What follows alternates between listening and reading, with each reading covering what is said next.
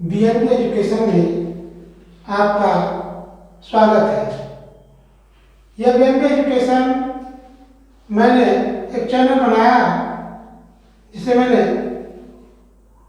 4 प्रकार का भागों में बांटा है, जिसमें बीएनबी कंपटीशन जो 5 वर्ग से इंटर तक के बच्चों की प्रतियोगी परीक्षाओं के लिए प्रश्नों का समाधान मिलेगा, और बीएनबी ग्रेजुएशन में बीए और एमए के छात्रों के लिए हिंदी विषय के पर विचार किया जाएगा, और बीएनबी पोएम्स में हम प्राचीन या पहले के कवियों की कविता को पढ़ने का सिस्टम बताएंगे और कुछ अपनी रची हुई कविताओं को भी पढ़ के सुनाएंगे।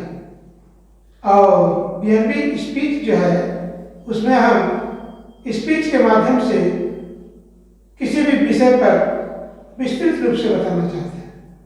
आज हम इस विषय में बीएनबी ग्रेजुएशन से संबंधित विषय में छात्रों की बहुत मांग थी कि काव्य शास्त्र ऐसा विषय कठिन प्रतीत होता है, समझ में नहीं आता है, आखिर इसमें क्या कहा जाता है।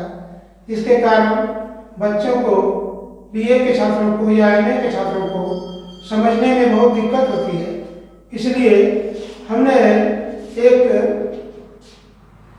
विषय काव्य को आपके सामने में रखने का प्रयास किया है, और वह है कविता या काव्य, जो पहले काव्य के नाम से ही जाना जाता था। बाद में विधाएं बदली, लेकिन जब गद्य पद्य अलग अलग हो गया, पहले तो काव्य में ही सारी चीजें लिखी जाती थी, इसीलिए इसका नाम काव्य है। लेकिन कविता क्या है, किसको कविता कहेंगे, यह जानना बहुत जरूरी है, और इस पर बहुत से लोगों ने अपने अपने ढंग से परिभाषा दी है। और जैसे कि प्राचीन कवियों ने या विद्वानों ने, विश्वनाथ ने कहा वाक्य रसात्मक काव्य, अर्थात जो रसात्मक वाक्य हो उसी को हम काव्य कहें। बाद में पंडित राज जगन्नाथ ने उसी को दूसरे ढंग से कहा कि रमणीयार्थ प्रतिपादिका शब्दम काव्य, अर्थात जो रमणीय अर्थ को प्रतिपादन करे उसी को हम काव्य कहते हैं।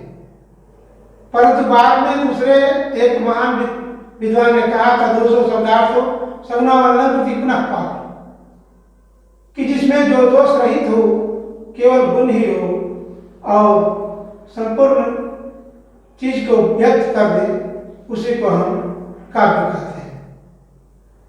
यह तो संस्कृत के विद्वानों ने कहा, लेकिन जब हिंदी के विद्वानों ने भी बहुत कहा, लेकिन जब सबसे पहली बार लोगों ने सूत्रानंद पंत के काव्य पल्लव में उन्होंने जो कहा, कविता की परिभाषा जो दी, तो संपूर्ण दुनिया अचंभित रह गया सुन करके, क्योंकि उन्होंने ऐसा कुछ कहा ही कि वियोगी होगा पहला कवि, आग से उपजा होगा, निकल कर आकर से चुपचाप वही होगी कविता।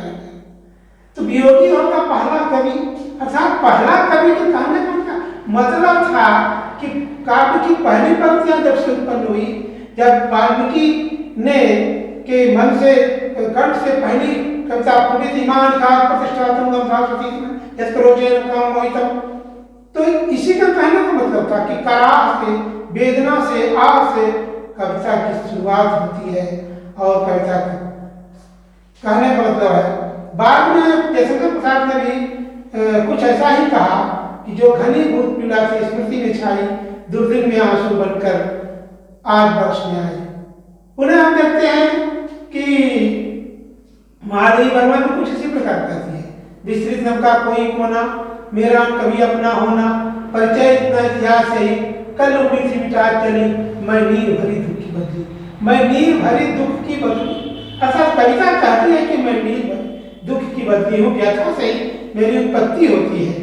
उसके बाद जब दिनकर को हम देखते हैं तो वह भी कुछ अपने ढंग से कुछ कविता को कहते हैं, कि तुम कहते हो कभी मुझे, मैं अनजाने क्या जानूं, मेरे मन की व्यथा बढ़कर आज यहाँ पर छंद नहीं।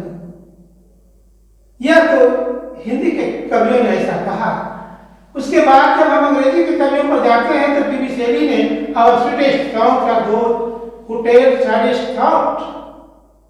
पुनः जब हम एसटी कलरिस्ट की बात, poetry the best order and best smiles best words, इस तरह की बातें कहते हैं, परंतु जब हम मैथ्यू आर्नल्ड की बात को सुनते हैं तो वो कहते हैं poetry is at bottom criticism of life, अर्थात यह जीवन की आलोचना है।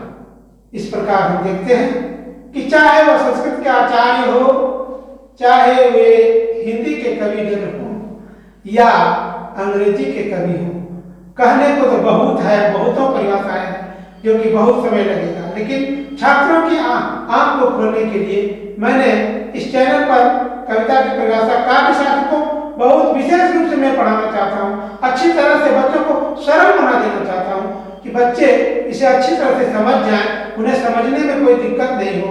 इसलिए मैंने ये चैनल बनाया है। आप लोग इस चैनल को देखिए, सब्सक्राइब कीजिए, हमारी हिम्मत को बढ़ाइए कि आपकी मैंने सेवा करने में मुझे आनंद मिल सके।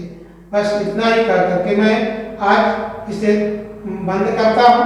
धन्यवाद।